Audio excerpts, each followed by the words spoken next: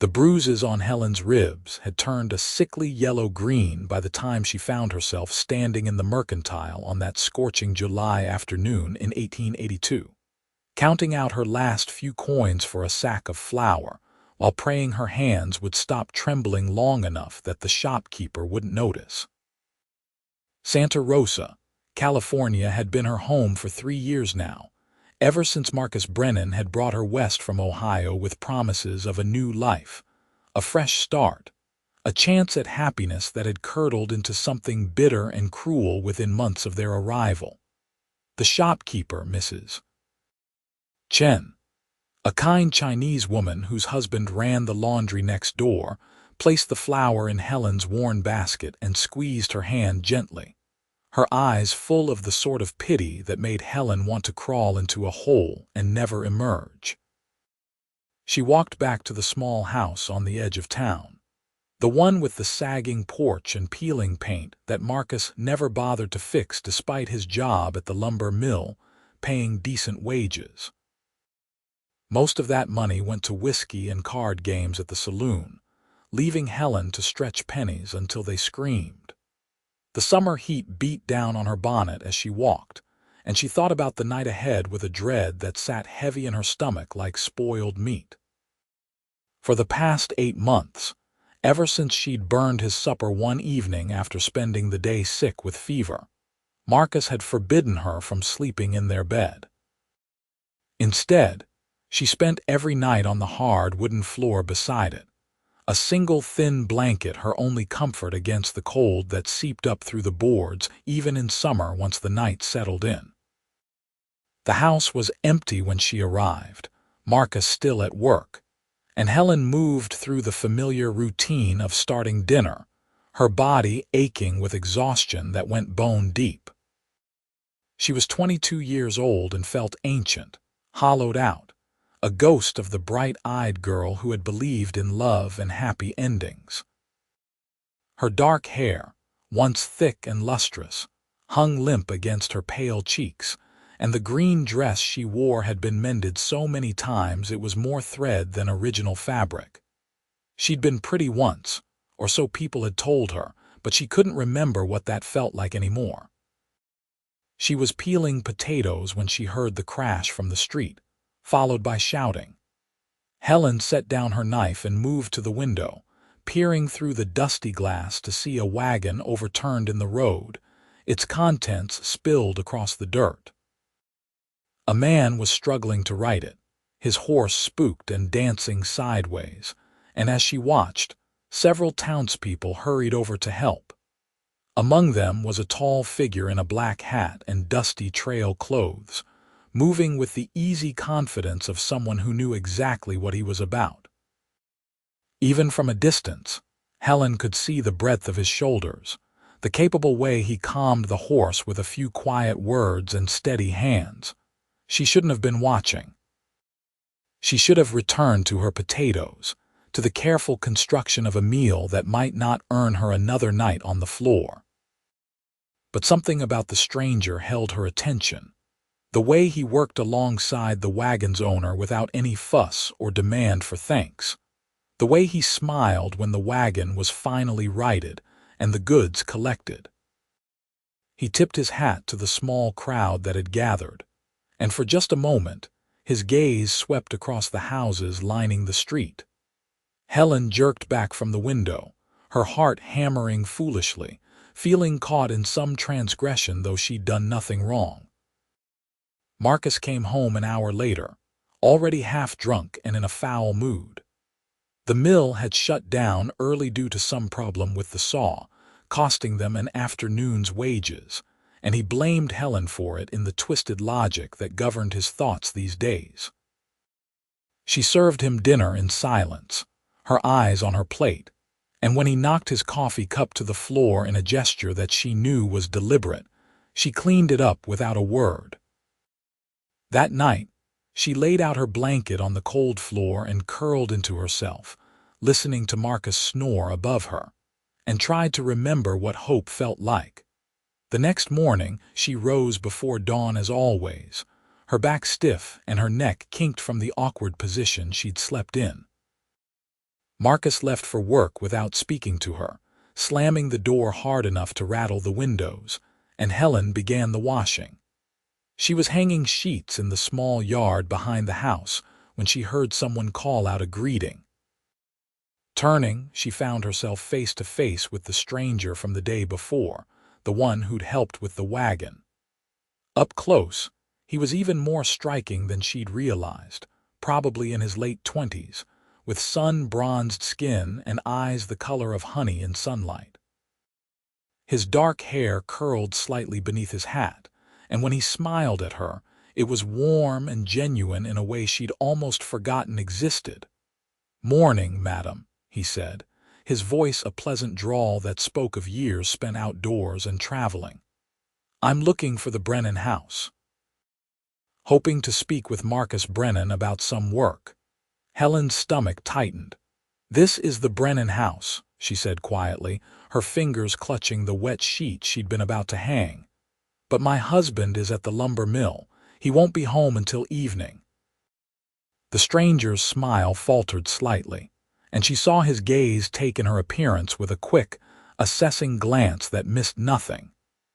The fading bruises on her arms where her sleeves had rolled up, the way she held herself small and defensive, the exhaustion etched into her features. Something flickered in his eyes, there and gone so quickly she almost missed it, but when he spoke again his voice was gentle. "I apologize for disturbing you, Mrs. Brennan. My name is Ethan Donnelly. I'm a horse trader, and I heard your husband might be interested in purchasing a work horse. Perhaps I could come back this evening." "I don't know anything about it," Helen said, which was true. Marcus never told her about his plans or decisions. "But you're welcome to try. He'll be home around 6. Ethan nodded slowly, his gaze still on her face with an intensity that made her want to look away. "Are you all right, madam? Forgive me for saying so, but you look like you could use some help with something. I'm handy with repairs and such if anything needs fixing around the place." The kindness in his voice nearly undid her. Helen blinked rapidly against the sudden sting of tears and shook her head. "We're fine, thank you. I should get back to my work." She turned away, dismissing him, but she could feel his presence lingering for a long moment before she finally heard his footsteps retreat. When she glanced over her shoulder, he was walking back around the house toward the street, but he paused at the corner and looked back at her once more before disappearing from view. Helen stood frozen with the wet sheet in her hands, her heart beating strangely hard, and told herself she was being ridiculous. A handsome stranger with kind eyes meant nothing, could mean nothing, not to a woman in her position. But she found herself thinking about Ethan Donnelly all through the rest of that day, wondering what had brought a horse trader to Santa Rosa, wondering if he'd really come back that evening, wondering what it would be like to have someone look at her with concern instead of contempt. When Marcus came home, she ventured to mention the visitor, keeping her voice carefully neutral. Marcus grunted, poured himself a drink, and said he'd heard about some horse trader in town but hadn't sought him out. He seemed suspicious that the man had come to their door, his eyes narrowing as he studied Helen in a way that made her skin crawl. "What did you tell him?" Marcus demanded. "Nothing. Just that you'd be home at 6. Helen kept her gaze down, her hands folded in her lap. "You better not have been flirting with him." "Of course not." The accusation was so absurd she almost laughed, but she knew better. Laughter would earn her a backhand across the face. "I was doing the washing. He asked for you and I told him when you'd be home. That's all." Marcus studied her a moment longer, then seemed satisfied. He drank his way through dinner, his mood turning uglier with each glass, and Helen went to bed that night with a fresh bruise on her shoulder, and the knowledge that Ethan Donnelly hadn't returned. She told herself she was relieved, that having a stranger witness the reality of her marriage would have been humiliating. But as she lay on the cold floor wrapped in her thin blanket, she couldn't quite convince herself it was true. 3 days passed.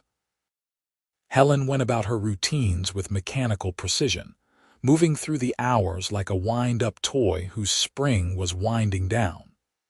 She scrubbed and cooked and mended, and tried not to think about honey-colored eyes and a voice that had held genuine concern. Then, on the 4th day, she was at the mercantile again when she heard Mrs. Chen mention that the horse trader was still in town, staying at the boarding house and doing some work for various folks who needed help with their animals. "Such a nice young man, Mrs. Chen said to another customer, a rancher's wife from outside town. "Very skilled with horses. My nephew's mare was lame and he fixed her up good as new, wouldn't even take full payment." Helen finished her shopping quickly and left, but as she walked home, she found herself taking a different route, one that led past the boarding house. She told herself it was because the main street was crowded, not because she was hoping to catch a glimpse of anyone in particular. The boarding house was a tidy 2-story building with a wide porch, and as Helen approached, she saw Ethan Donnelly standing in the yard beside it, examining the hoof of a large bay horse. He was focused on his work, his hat pushed back on his head, his sleeves rolled up to reveal strong forearms. He looked up as she passed, and their eyes met. For a moment, neither of them moved. Then Ethan straightened, releasing the horse's hoof, and raised a hand in greeting. Helen knew she should just nod and keep walking, but her feet had other ideas.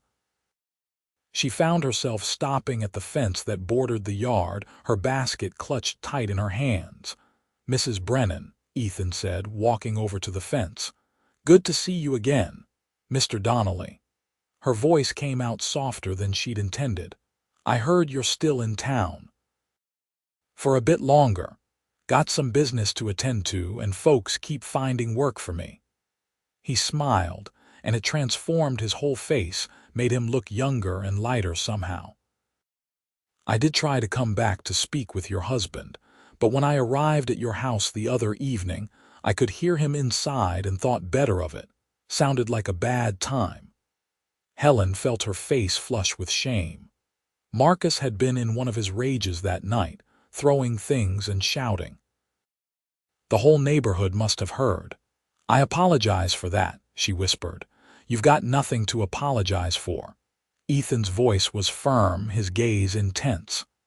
"Mrs. Brennan, forgive me for being forward, but are you safe? Is there someone you can go to, family or friends?" The question hung in the air between them, dangerous and tempting. Helen wanted to answer honestly, wanted to admit that no, she wasn't safe, that she hadn't been safe in a very long time, that she had no family left and Marcus had driven away anyone who might have been a friend. But saying those words aloud would make it all too real, and besides, what could this stranger do? What could anyone do? She was married, bound by law and custom, and Marcus would never let her go. "I'm fine," she lied, the words tasting like ash. "I should get home." "It was nice to see you again, Mr. Donnelly." She turned to go, but Ethan called out, stopping her. "Wait, please, just one moment." He ducked back to where he'd left his saddlebags beside the horse and returned with something wrapped in brown paper. "I picked these up at the mercantile earlier. Peppermint candies. I've got more than I can eat, and I thought maybe you might like them." Helen stared at the small package he held out to her, her eyes burning. When was the last time someone had given her something, anything, just to be kind? She couldn't remember. Slowly, she reached out and took the package, her fingers brushing his for just an instant. The contact sent a shock through her, warm and startling. "Thank you," she managed. "You're welcome." Ethan held her gaze a moment longer, and she saw the worry there, the frustration of wanting to help and not knowing how. "If you ever need anything, Mrs. Brennan, I'm at the boarding house. Anything at all. Please remember that." Helen nodded, not trusting herself to speak, and hurried away. She tucked the peppermints deep into her basket, hiding them beneath the other parcels, and tried to calm her racing heart. It was just kindness, she told herself. Simple human kindness from a decent person who could see she was struggling. It didn't mean anything more. It couldn't. But that night, after Marcus had passed out drunk in their bed and she'd taken her place on the floor, Helen unwrapped one of the peppermints and let it dissolve slowly on her tongue, tasting sweetness and possibility, and allowed herself to imagine, just for a moment, what it might be like to have a different life. The next week crawled by in a haze of heat and tension. Marcus had heard about Ethan Donnelly from someone at the mill, heard that the horse trader was quite successful and well regarded, and suddenly he wanted to meet with him. He sent Helen to the boarding house with a message, which was how she found herself standing in the parlor there on a Thursday afternoon, waiting while the landlady went to fetch Ethan from his room. Helen's hands twisted in her skirt, and she was painfully aware of how shabby she must look in this neat, well-kept place with its polished furniture and clean windows. When Ethan came down the stairs and saw her, something flashed across his face, pleasure mixed with concern. "Mrs. Brennan, this is a surprise." "My husband asked me to deliver a message," Helen said quickly, keeping her voice low. The landlady had returned to the kitchen, but walls had ears in small towns. "He'd like to meet with you about purchasing a horse, tonight if you're available, around 7. Ethan studied her for a long moment. "Of course, I'll be there. How have you been?" "Well enough." Another lie, but easier than the truth. In fact, she'd been worse than ever. Marcus had lost money at cards 2 nights prior and taken it out on her, and her entire left side was a mass of bruises. She'd barely been able to get out of bed that morning, her body screaming with pain, but there was no choice. The work had to be done regardless. "You're not well," Ethan said flatly. "Mrs. Brennan, please let me help you. I know people, good people who could get you somewhere safe." "You don't understand." Helen glanced toward the kitchen, terrified someone might overhear. "There's nowhere safe. I'm his wife. The law is on his side, not mine. The law is wrong." The intensity in Ethan's voice made her look up, meeting his eyes. "Helen, please." The sound of her given name on his lips sent warmth flooding through her chest, dangerous and intoxicating. She shook her head, blinking back tears. "I have to go. 7 o'clock tonight. Please don't be late. It'll only make things worse if he's kept waiting." She fled before Ethan could say anything else, her heart pounding, her mind whirling. He'd called her Helen, not Mrs. Brennan, and somehow that small intimacy had cracked something open inside her, some sealed-off place where hope had been buried alive. She couldn't afford hope. Hope was dangerous. Hope would get her killed. That evening, she prepared dinner with extra care, knowing Marcus would want to make a good impression on the horse trader. She even borrowed eggs from the neighbor to make a pie, though it cost her the last of her pride to ask. Marcus came home in a surprisingly good mood, already planning how he'd use a strong work horse to start a hauling business on the side, make some real money for once. He didn't even strike her when she accidentally spilled water on the table, just cuffed her shoulder hard enough to make her stumble and told her to clean it up. Ethan arrived precisely at 7, dressed in clean clothes with his hat in his hands. He greeted Marcus politely, his entire demeanor professional and courteous, but when his gaze found Helen standing in the doorway to the kitchen, she saw the anger that flickered in his eyes at whatever he saw in her face. She knew she looked terrible, the exhaustion and pain written clearly in every line of her body, but there was nothing to be done about it. The men sat in the small parlor, discussing horses and prices, while Helen served them coffee and pie. Marcus was at his most charming, the version of himself he showed to the outside world, friendly and reasonable and full of big plans. Helen had seen this act before, had fallen for it herself once upon a time, but she knew what lived beneath it. She could only hope Ethan wouldn't be fooled into thinking Marcus was a good man deserving of help. As she poured Ethan's coffee, their eyes met, and she saw the question there. She gave the tiniest shake of her head, pleading with him silently not to say anything, not to make this situation worse than it already was. Ethan's jaw tightened, but he nodded almost imperceptibly and turned his attention back to Marcus. The meeting lasted an hour. In the end, Ethan agreed to bring by a suitable horse in 2 days for Marcus to examine, at a price that seemed more than fair. Marcus was pleased, already counting the money he'd make from his hauling business, and he was in such a good mood that Helen dared to hope he might let her sleep in the bed that night. But once Ethan had left and the door closed behind him, Marcus rounded on her with eyes gone cold. "You've been making eyes at him," he said, his voice deadly quiet. "No," Helen protested. "I barely looked at him. I was just serving the coffee." "Don't lie to me." Marcus advanced on her, backing her against the wall. "I saw how he looked at you." "What did you say to him when you went to the boarding house? What lies did you tell?" "Nothing. I just delivered your message exactly as you asked." Helen's voice shook despite her best efforts to stay calm. "I didn't say anything else, I swear." But Marcus was beyond reason, the alcohol and paranoia and anger mixing into something toxic. Helen tried to protect herself, but he was too strong, and when it was over, she lay curled on the floor gasping for breath, pain radiating through her entire body. Marcus stood over her, breathing hard, and then he left, slamming out of the house toward the saloon. Helen dragged herself to her blanket in the bedroom and lay there in the darkness, wondering how much more of this she could survive. She must have dozed eventually because she woke to a soft tapping at the window. At first, she thought she'd imagined it, but then it came again, insistent. Helen forced herself to her feet, every movement agony, and limped to the window. In the moonlight outside, she could make out a familiar figure. Ethan. Her hands shook as she unlatched the window and pushed it open. "What are you doing here?" she whispered urgently. "If Marcus comes back and finds you, he'll kill us both. He's at the saloon, 3 sheets to the wind." "I made sure before I came."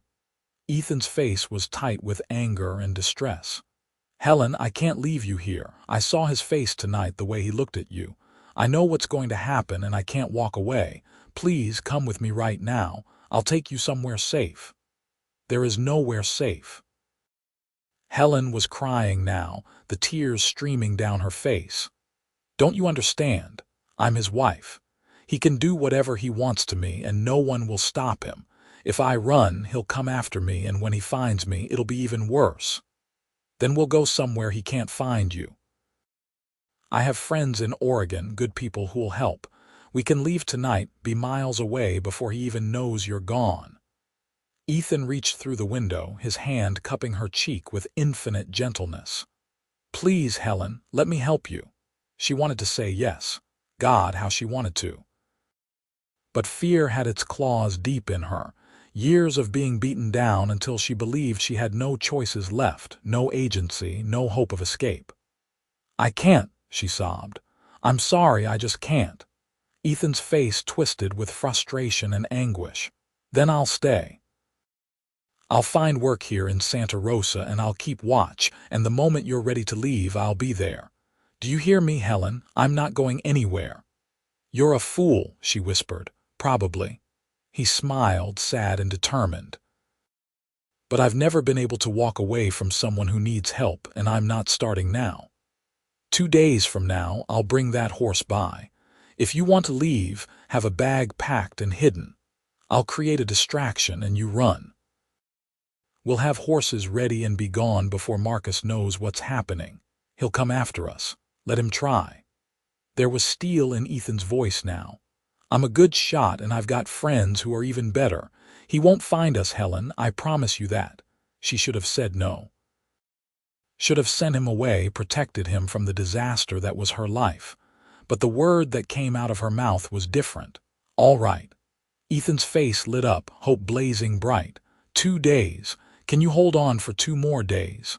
Yes. Helen covered his hand with her own, holding onto him like a lifeline. Thank you, Ethan. Thank you for seeing me. How could I not? His thumb brushed away her tears with heartbreaking tenderness. You're the strongest person I've ever met, Helen Brennan, and you deserve so much better than this. 2 days and then you'll sleep in a bed again. I swear it. He left the way he'd come, disappearing into the shadows, and Helen closed the window with trembling hands. 2 days.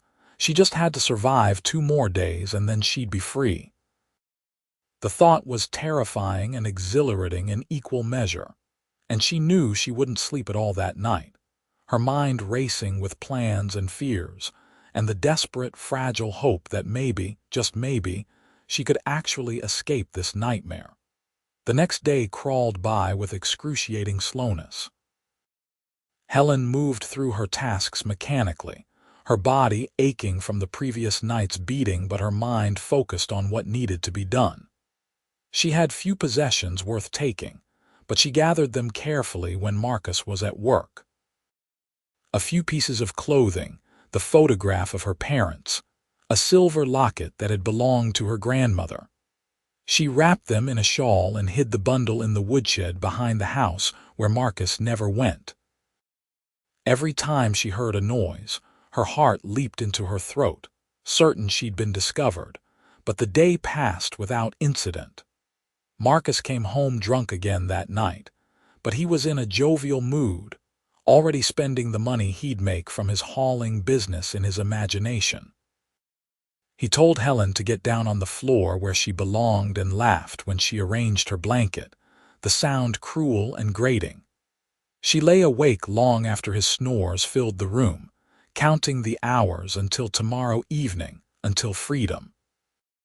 The next day, the day Ethan was supposed to bring the horse, dawned bright and hot. Helen woke stiff and sore from another night on the floor, but determination burned in her chest, keeping her moving. She made breakfast, cleaned the house, prepared everything normally so Marcus wouldn't suspect anything was amiss. He was in a foul mood, having lost at cards again the night before, and he took it out on her with casual cruelty, but Helen endured it in silence. Just a few more hours. Marcus left for work mid-morning, which was unusual, but Helen didn't question it. She was too busy doing a final check of her hidden bundle, making sure she hadn't forgotten anything critical. She had a little money saved, coins squirreled away over the years from the household funds, not much but better than nothing. She added it to the bundle and returned it to its hiding place, her hands shaking. The afternoon dragged. Helen couldn't eat, her stomach too knotted with anxiety and anticipation. She kept going to the window, looking out at the empty street, waiting for Ethan to appear. 7 o'clock, they'd agreed on. 7 o'clock and then she'd be free. But at 6, Marcus came home early and Helen's heart sank. He was with 2 other men from the mill and they were already drunk, passing a bottle back and forth. They settled in the parlor, loud and raucous, and Marcus called for Helen to bring them food. She obeyed, her mind racing. How was she supposed to escape with Marcus and his friends right there? How was Ethan supposed to create a distraction that would let her slip away? At 7:15, one of Marcus's friends staggered out to relieve himself in the yard, and Helen heard him shout. A moment later, he came back inside with Ethan in tow, gripping the horse trader's arm. "Found this fellow lurking around outside," the man announced. "Says he's got business with you, Marcus." Marcus's eyes narrowed as he looked at Ethan, and Helen felt ice settle in her stomach. This was wrong, all wrong. Ethan was supposed to come to the front door, supposed to have horses ready, supposed to help her escape. Instead, he'd been caught, and from the way Marcus was looking at him, she knew her husband suspected something. "Mr. Donnelly," Marcus said, his voice deceptively mild. "You're early. And why were you around the back of my house instead of knocking on the front door like a proper gentleman?" I heard voices and wasn't sure if you had company, Ethan said smoothly. Didn't want to interrupt. I can come back later if this is a bad time. Oh no, you'll stay right here.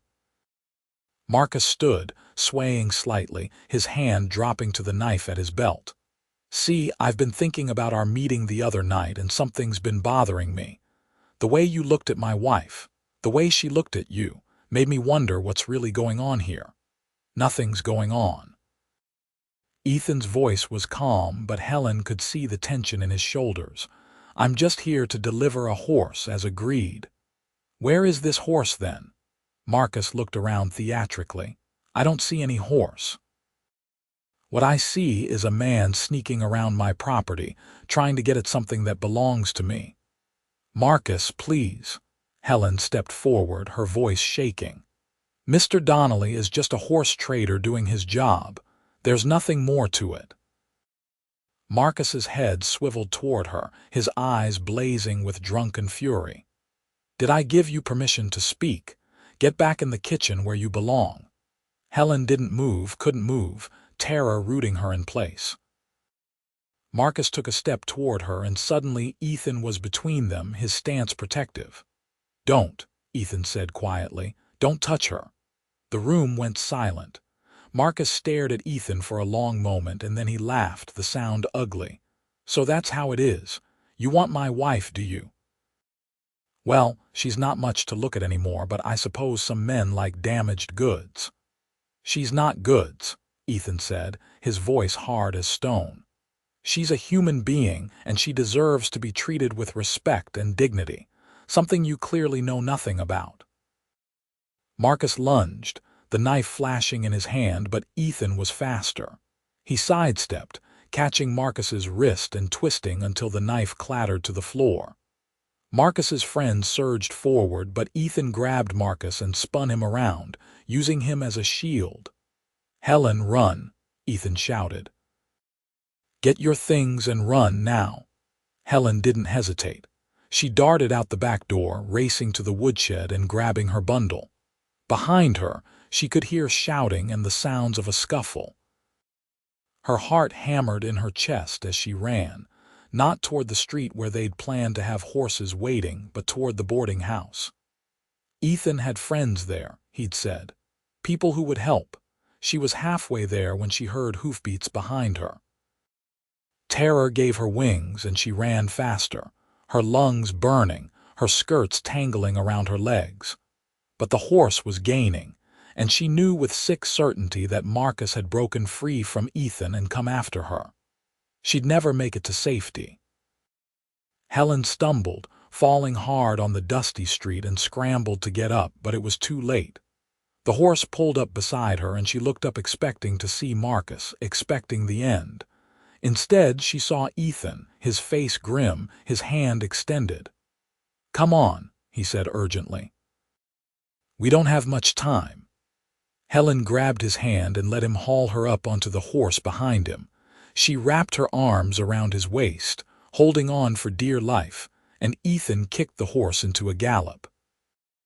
They thundered through Santa Rosa, past shocked faces and shouted questions, and out onto the road that led north. Behind them, Helen could hear more hoofbeats, Marcus and his friends in pursuit, but Ethan's horse was strong and fast, and they were pulling ahead. They rode for what felt like hours, though it couldn't have been more than one. Finally, they reached a small clearing where 3 other riders waited with fresh horses.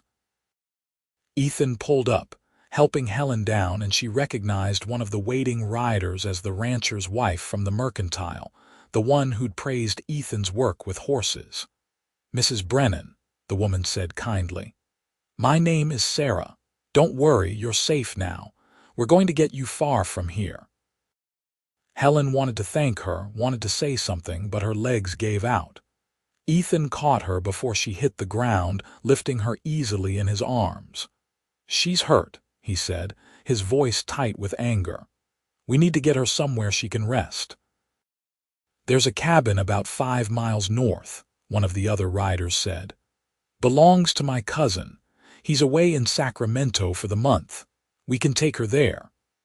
They rode on, Ethan holding Helen in front of him this time, his arms a secure cradle around her. She drifted in and out of consciousness, pain and exhaustion taking their toll, but every time she surfaced, she was aware of Ethan's presence, solid and real and safe. When they finally reached the cabin, he carried her inside and laid her gently on the bed, the first real bed she'd been in for 8 months.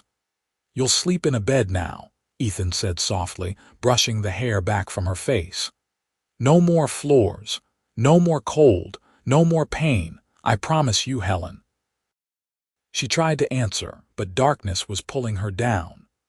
The last thing she was aware of was Ethan's hand holding hers, warm and strong, and the knowledge that she was finally free. Helen woke to sunlight streaming through a window and the smell of coffee brewing.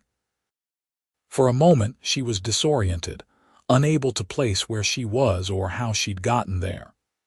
Then memory came flooding back, the escape, the ride, Ethan's promise, and she sat up carefully, every muscle in her body protesting.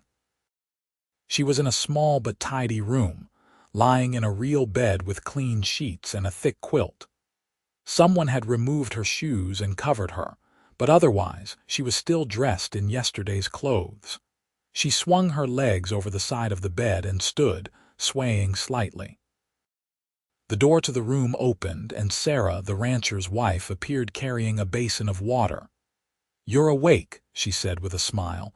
"Good, I was starting to worry. You've been asleep for nearly 14 hours. 14 hours, Helen was shocked. She couldn't remember the last time she'd slept that long. Your body needed it. Here, I brought water for washing, and I've got some clean clothes for you. They might be a bit big, but they're better than what you're wearing." Sarah set the basin on a small table and pulled a dress from the wardrobe.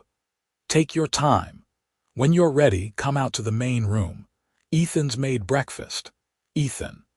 The memory of his hands holding her, his voice promising she'd sleep in a bed, made warmth bloom in Helen's chest. She washed and changed, marveling at the simple luxury of clean clothes and clean skin, and then ventured out of the bedroom. The cabin was small but comfortable, with a main room that served as both kitchen and living area, and another bedroom on the opposite side. Ethan was at the stove scrambling eggs, and when he heard her footsteps, he turned and smiled. "Good morning," he said. "How are you feeling?" Sore, confused, grateful. Helen moved further into the room, her hands twisting together. "What happened after we left? Is Marcus following us?" "He tried." Ethan's expression hardened, but the sheriff stopped him. "Turns out several people in Santa Rosa had witnessed your husband's treatment of you over the years, and when they heard you'd fled, they came forward. The sheriff's got enough to bring charges against Marcus for assault. He won't be coming after you, Helen. Not now, not ever." Helen sank into one of the chairs at the table, hardly able to believe what she was hearing. "But I'm his wife. The law says he has the right to discipline me. Discipline is one thing. What he did to you went far beyond that." Sarah sat down across from Helen, her expression serious. "My husband is friends with the sheriff, and between them and Ethan, they've made sure Marcus understands that if he comes anywhere near you, he'll spend a very long time in jail. You're free, Helen, truly free." The words didn't seem real. Helen had lived under Marcus's shadow for so long that freedom felt like a foreign concept, something that happened to other people but never to her.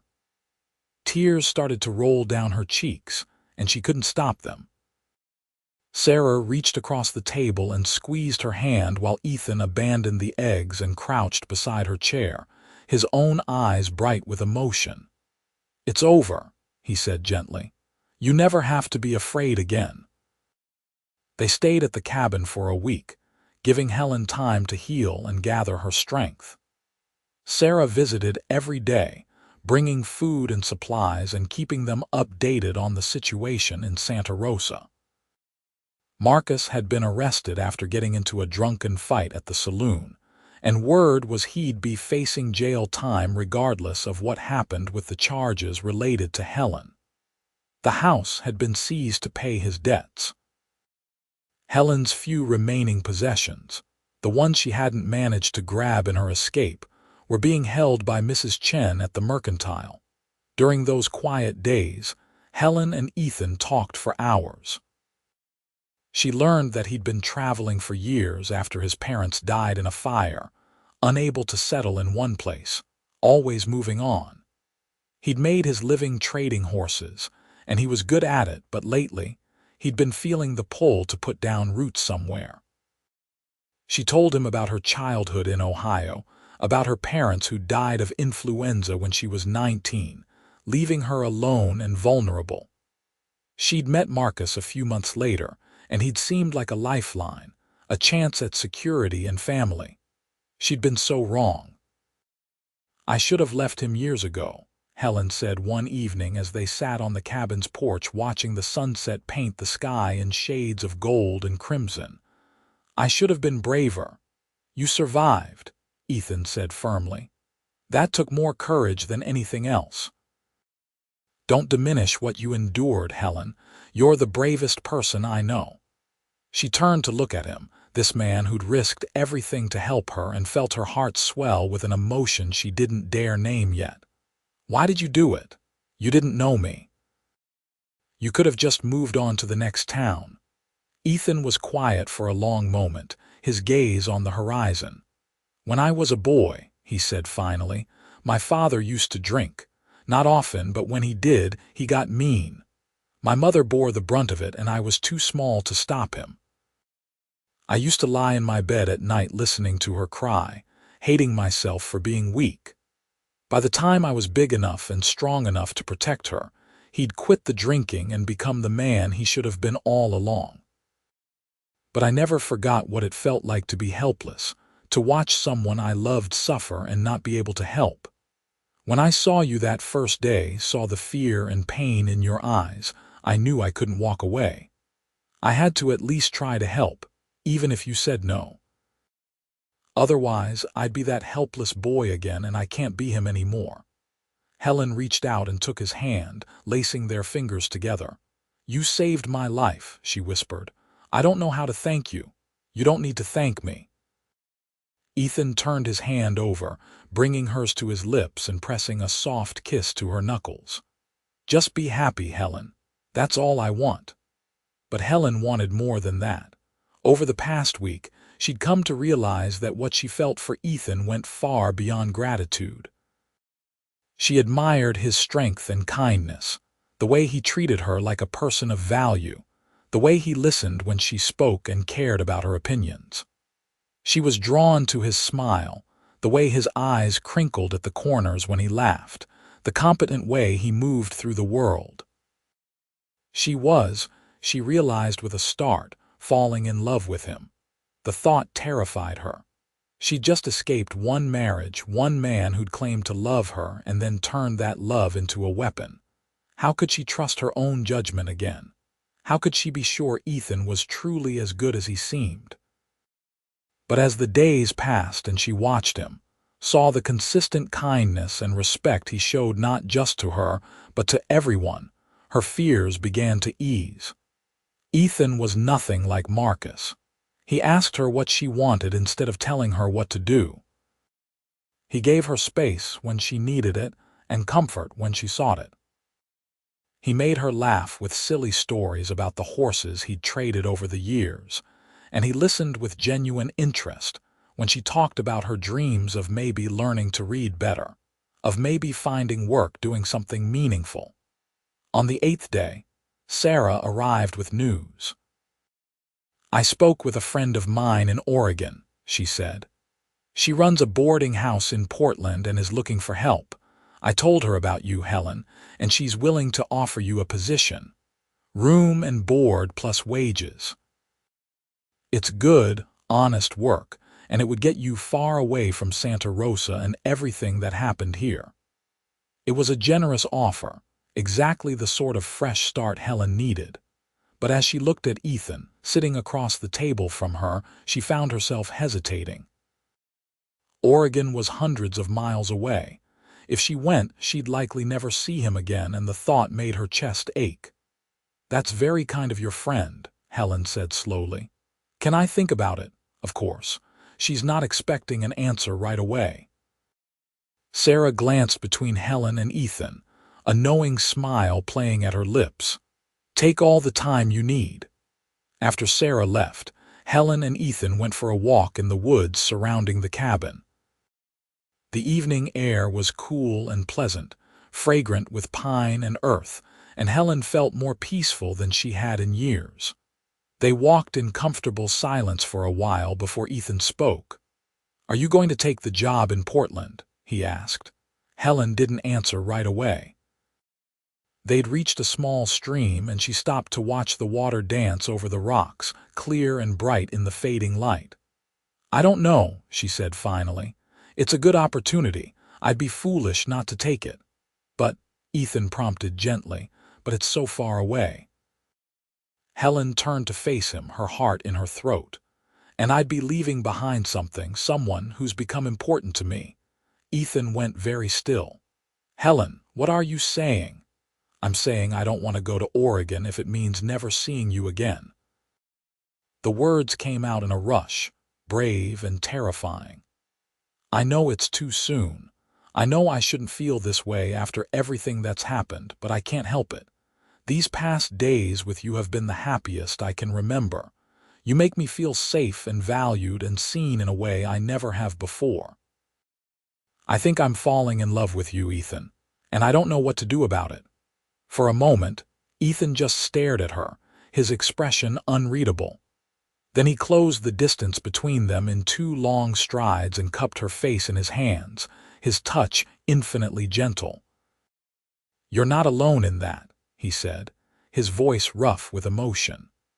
"I've been falling in love with you since the moment I saw you in your yard hanging washing, looking so tired and sad and still so beautiful. I tried to tell myself it was just concern, just the desire to help someone in trouble, but I knew better. I knew it was more." "What do we do?" Helen whispered, her hands coming up to rest on his chest, feeling the steady beat of his heart under her palms. "We take it slow," Ethan said. "We give you time to heal and figure out what you want from life now that you're free. We don't rush into anything just because we're both feeling things right now. And then, when you're ready, if you still feel the same way, we see where this goes. Together." Helen rose up on her toes and kissed him, a soft, careful press of lips that tasted like hope and new beginnings. Ethan made a low sound in his throat and kissed her back, his arms coming around her to hold her close but not tight, always giving her room to pull away if she wanted. But Helen didn't want to pull away. She wanted to stay right here in this moment with this good man who'd given her back her life. They decided to stay in the area rather than going to Oregon. Ethan bought a small ranch outside of a town called Healdsburg, about 20 miles from Santa Rosa, far enough that Helen wouldn't risk running into anyone from her old life, but close enough that Sarah and her other new friends could visit easily. The ranch had a house that needed work and enough land for Ethan to run his horse trading business properly. Helen took a job in Healdsburg working for a seamstress, using skills she'd learned from her mother, and slowly began to rebuild her life. She and Ethan courted properly, with all the old-fashioned rituals that Helen had been denied in her hasty marriage to Marcus. Ethan came calling on her at the boarding house where she'd taken a room, bringing flowers and small gifts, taking her for walks and to church socials. He introduced her to his friends, good people who welcomed Helen with open arms and never pried into her past. They talked about everything under the sun, learning each other's minds and hearts, and with every passing week, Helen fell deeper in love. The physical side of their relationship progressed slowly. Ethan was patient, never pushing, always letting Helen set the pace. The first time he kissed her with real passion, she'd been startled by how different it felt from Marcus's rough, demanding kisses. Ethan kissed like he was savoring something precious, like her pleasure mattered as much as his own, and it made her feel cherished in a way she'd never experienced. 6 months after her escape from Santa Rosa, Helen's marriage to Marcus was officially dissolved. The law being what it was, she'd had to prove abandonment and cruelty, but with statements from multiple witnesses in Santa Rosa and the charges Marcus was facing, the judge had granted her petition. Marcus himself was serving 2 years in jail for assault and was no longer a part of her life in any way. The day the papers came through, Helen wept with relief, feeling chains she'd carried for years finally fall away. That evening, Ethan proposed. They were sitting on the porch of his ranch house, watching the stars come out, and he got down on one knee in front of her with a simple gold band he'd had made by the jeweler in town. "Helen Brennan," he said, his voice steady and sure, "you are the strongest, kindest, most beautiful woman I have ever known.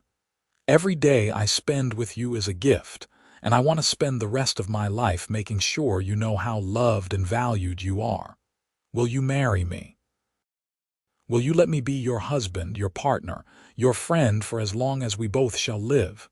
Helen pulled him up and into her arms, kissing him through her tears. "Yes," she said. "Yes, 1,000 times yes."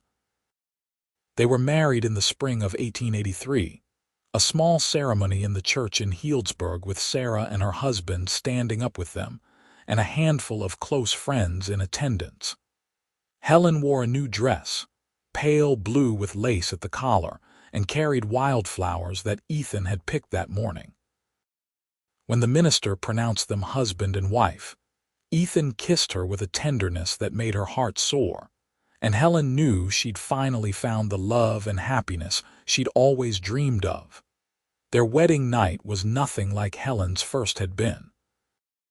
Ethan was gentle and patient, taking his time, making sure she felt safe and cherished. He whispered how beautiful she was, how much he loved her, and when they finally came together, it was as equals, as partners, with mutual pleasure and respect. Afterward, as Helen lay in his arms in their marriage bed, the first real bed that was truly hers, she thought about how far she'd come from those nights on the cold floor in Santa Rosa. She'd survived, and now she was thriving, and it was all because one good man had refused to look away from her suffering. The months and years that followed were the happiest of Helen's life. She and Ethan built their ranch together, raising horses and a few cattle, making a good living from the land. Helen continued her sewing work, eventually setting up a small shop in their home where women from town would come to have clothes made. She discovered she had a talent for design and pattern making, and word of her skills spread. Between her work and Ethan's horse trading, they prospered, but more importantly, they were happy. They had their first child in the spring of 1884, a robust baby boy they named Samuel after Ethan's father. Helen had been terrified during her pregnancy, afraid that becoming a mother would somehow trap her again, take away the freedom she'd fought so hard to gain. But Ethan was a true partner in parenting, changing diapers and walking the floor with a colicky baby and supporting Helen through the exhaustion and challenges of new motherhood. When Samuel was 2, they had a daughter, Emma, and then 3 years later another son, James. Each time, Ethan was there, hands-on and devoted, and Helen marveled at how different her life was from what it had been. She never forgot where she'd come from, though. The years with Marcus had left scars, some physical but mostly emotional, and there were nights when Helen woke from nightmares about cold floors and harsh words. But Ethan was always there to hold her, to remind her that she was safe, that he would never hurt her, that she was loved. Slowly, the nightmares came less frequently, and the scars faded if not disappeared entirely. Helen also made it her mission to help other women in similar situations. When she heard of someone being mistreated by a husband or father, she quietly reached out, offering shelter at the ranch if needed, connecting them with resources and people who could help. She and Sarah worked together, creating an informal network of safe houses and sympathetic lawmen and judges who would help women escape abusive situations. It wasn't much in the grand scheme of things, and the law was still heavily weighted against women, but they saved lives, and that mattered. One day in the summer of 1892, Helen was working in her sewing shop when a young woman came in, nervous and bruised, asking about having a dress mended. Helen recognized the signs immediately, the way the woman flinched at sudden movements, the careful way she held herself, the fear in her eyes. She invited the woman to sit, made her tea, and gently asked if there was anything else she needed help with. The woman broke down and told her story, so similar to Helen's own, and Helen held her while she cried. Then she told the woman about Ethan, about the ranch, about the night she'd climbed out of her window and ridden away into freedom. She offered help, real practical help, and the woman took it. A week later, she was safely away from her abuser, starting a new life with Helen and Ethan's assistance. "Do you ever regret it?" the woman asked Helen one day as they worked together in the garden, this woman who'd become a friend. "Do you ever wish you'd done things differently?" Helen thought about it, looking out over the ranch she and Ethan had built, listening to her children playing in the yard. "I regret that I didn't leave Marcus sooner," she said honestly. "I regret the years I wasted being afraid. But everything that happened led me to Ethan, to this life, to the chance to help others. So no, I don't regret where I ended up. I just wish the journey here had been less painful." "You're brave," the woman said. "I'm a survivor," Helen corrected gently. "And so are you." Ethan came home that evening dusty and tired from a day spent working with the horses, and Helen met him at the door with a kiss like she always did. He pulled her close, resting his forehead against hers, and smiled that warm, wonderful smile that still made her heart skip. "Good day?" he asked. "Very good. How about you? Even better now." He kissed her again, deeper this time, and Helen felt the familiar warmth bloom in her chest, the certainty that she was loved, that she was safe, that she was home. That night, as they lay in bed together, Helen's head pillowed on Ethan's shoulder, she thought about that long-ago promise he'd made. "You'll sleep in a bed now," he'd said, and he'd been true to his word. But more than that, he'd given her a life worth living, a love worth fighting for, a future full of hope and possibility. She'd gone from the cold floor of Marcus's house to the warm comfort of Ethan's arms, from despair to joy, from captivity to freedom. The years continued to pass peacefully. Samuel grew into a fine young man, earnest and kind like his father, with a gift for working with horses. Emma was bright and spirited, insisting on learning to ride and shoot as well as any boy, and Ethan encouraged her independence, teaching her that she could be anything she wanted to be.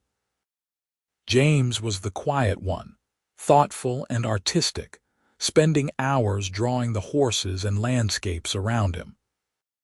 Helen and Ethan raised them with love and respect, making sure they understood that strength and kindness weren't mutually exclusive, that real men protected the vulnerable rather than preying on them, that women deserved equality and dignity.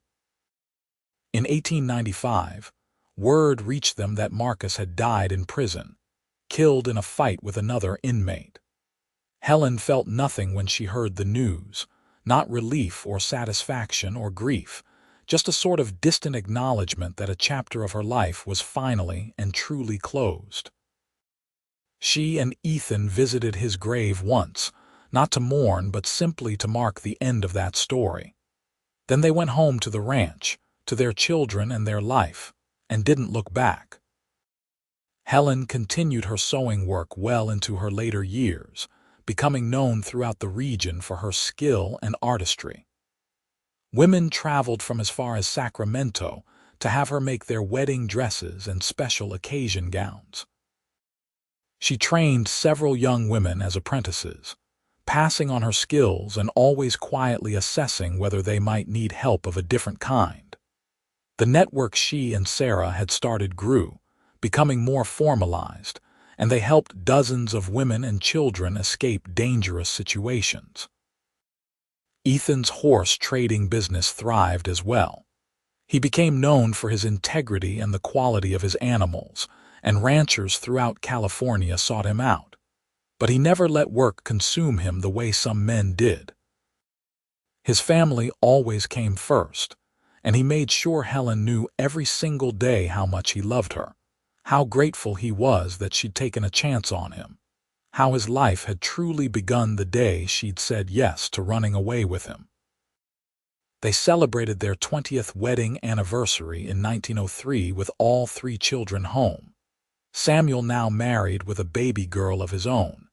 Emma engaged to a young lawyer in San Francisco who'd won her heart with his progressive views and respect for women's rights, and James preparing to attend art school. Helen looked around the table at her family, these people she loved more than life itself, and felt her heart overflow with gratitude. That night, lying in bed with Ethan, she traced the lines of his face, the silver that threaded through his dark hair now, the crow's feet at the corners of his eyes. He was 51 to her 43, and they'd both aged, but to her, he was as handsome as the day she'd first seen him helping with that overturned wagon. "What are you thinking?" Ethan asked, catching her hand and pressing a kiss to her palm. "That I'm the luckiest woman alive," Helen said. "That you saved me in every way a person can be saved. That I love you more today than I did yesterday, and I'll love you even more tomorrow. The feeling is entirely mutual." Ethan pulled her closer, wrapping his arms around her. "You saved me too, you know. I was just drifting before I met you, going through the motions. You gave me purpose, gave me a home, gave me a reason to be the best man I could be." They lay together in the darkness, listening to the familiar sounds of the ranch settling for the night, the distant call of an owl, the rustle of wind through the trees. Helen thought about that terrified woman she'd been all those years ago, lying on a cold floor and believing she'd never escape, never be free, never know love. She wished she could go back and tell that woman to hold on, that help was coming. That one day she'd sleep in a bed with a good man's arms around her, and 3 beautiful children asleep down the hall, and a life so full of joy she could hardly contain it. But she couldn't go back, and that was all right. She could only go forward into whatever years remained, hand in hand with the man who'd proven that real love existed, that goodness and strength could go together, that happy endings were possible even after the darkest of beginnings. "You'll sleep in a bed now," Ethan had promised her that desperate night so long ago, and it had been the first of 1,000 promises he'd kept. Helen closed her eyes, held close by the man she loved, and drifted off to sleep in the warm, safe comfort of the life they'd built together, a life that had been worth every moment of the journey it took to find it.